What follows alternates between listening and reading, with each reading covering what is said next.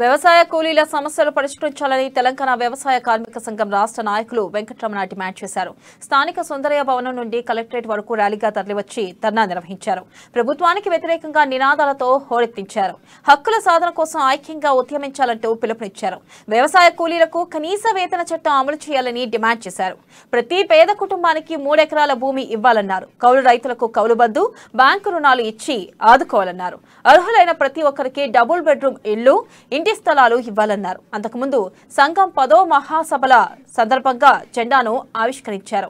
ఇక ఈ కార్యక్రమంలో జిల్లా నాయకులు లఖరాగౌలు, నగేష్, సోమేష్ తదితరులు పాల్గొన్నారు.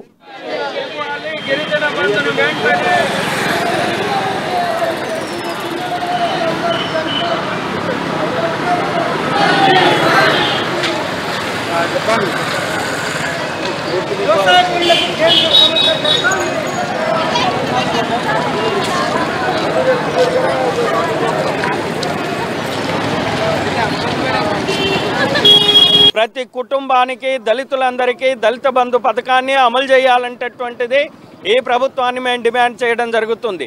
అట్లానే రాష్ట్ర ముఖ్యమంత్రి గారు ఈ మధ్యలోనే గిరిజన బంధు పథకాన్ని అమలు చేస్తామని చెప్పినాడు. కాబట్టి వెంటనే గిరిజన బంధు పథకాన్ని ప్రారంభించాలి. వ్యవసాయంలో రెక్కాడితే కానీ డొక్కాడినటువంటి పేదలు, కష్టజీవులు ఈనాడు వ్యవసాయ కార్మికులు.